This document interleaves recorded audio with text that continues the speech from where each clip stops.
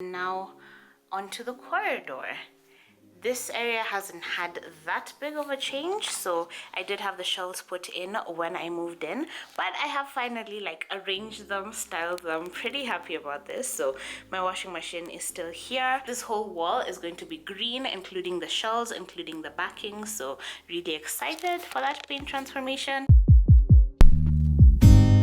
Hey guys, welcome back to the channel, and if you're new, welcome. My name is Crystal and we talk about home renovations and general life improvements around here.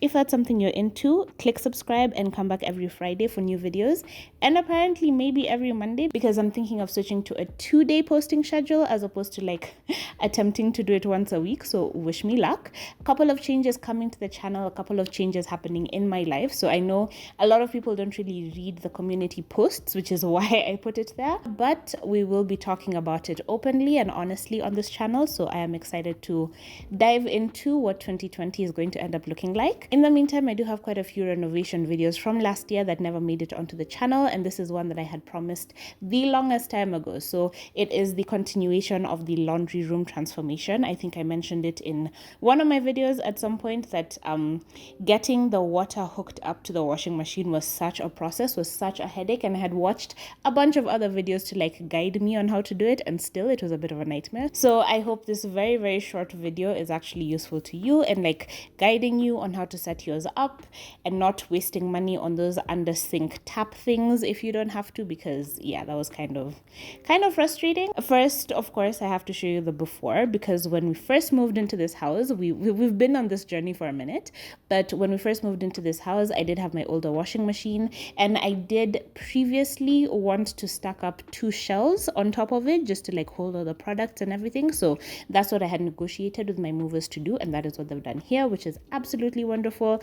It was a really good idea and it served me a really long time. But what I noticed when I bought the new washing machine is that when it opened up, it was a little bit taller than the lowest shelf, so I had to remove that if I was going to comfortably tuck the machine in there and not have to pull it out every time I wanted to use it. So what you'll notice is when the white washing machine is open, it tucks under the shelf quite well, but once a new one comes in, you can clearly see the cover is just way over, and it's not like, I think it's a Rampton's one that you can fold the cover in half, so then if you don't have enough space, it is versatile enough to fit anywhere basically. So this one is just like a standard lift thing, so I did have to remove the bottom shelf. I ended up picking out the color green, like a really dark, deep jungle, almost blackish green, and I absolutely love it.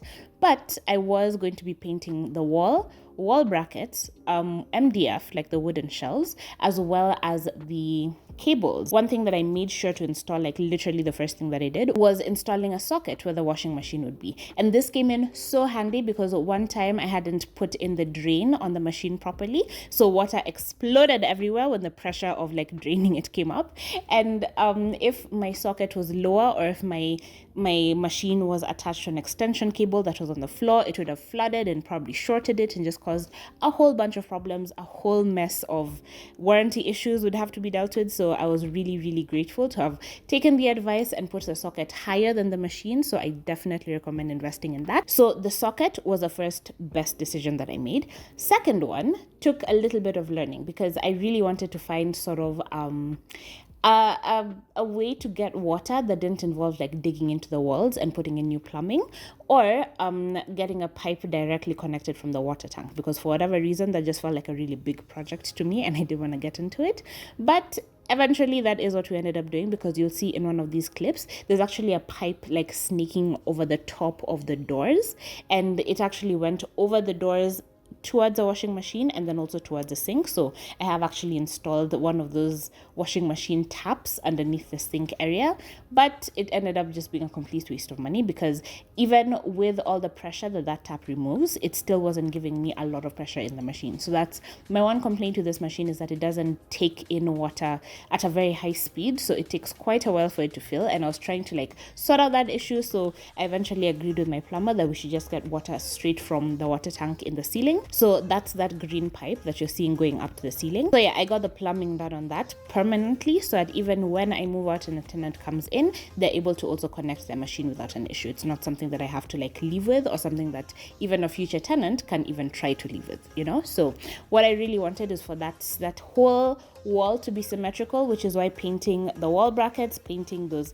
electrical cables, painting that pipe, that was really important to me. So the one tip that I will give you is that you should use the oil-based white paint. So the oil-based undercoat paint is what I used on everything that's not the wall. Then I loved it so much that the orange wall right next to it was irking me. So over the doors, you'll see that I've painted it white, but everything is just a work in progress. You can look towards the kitchen and see that things above eye level are very much still the original color, but at least when I'm walking around, I'm just seeing white, and I'm a very, very happy camper. So yeah, I'm gonna try to do like shorter videos like this that don't require me to be on camera, that don't require like 6 hours of editing, because the video is 25 minutes long. But yeah, I'm just gonna try to come in with 2 shorter videos versus 1 super long video. So I hope this was helpful. I'm really, really happy with the way it turned out. Again, absolutely love my machine, absolutely love this little shelf, so every time I want to do my laundry, it's super convenient because everything is well within reach. I do have the powder washing machine soap, I have the liquid washing machine soap, and then I have my Stay Soft, my fabric softener. I think I'm going to end the video here. Thank you so much for watching. I appreciate every single one of you. Hopefully there'll be a bit more of me on the channel, because I do have maybe like a little bit more time to dedicate to this YouTube thing. So I'm feeling like I want to like try a couple of months of doing 2 videos a week and see how that takes me. But yeah, I think I'm going to end it here. Thank you for watching. Thumbs up if you enjoyed it. Subscribe, and I will see you in my next video.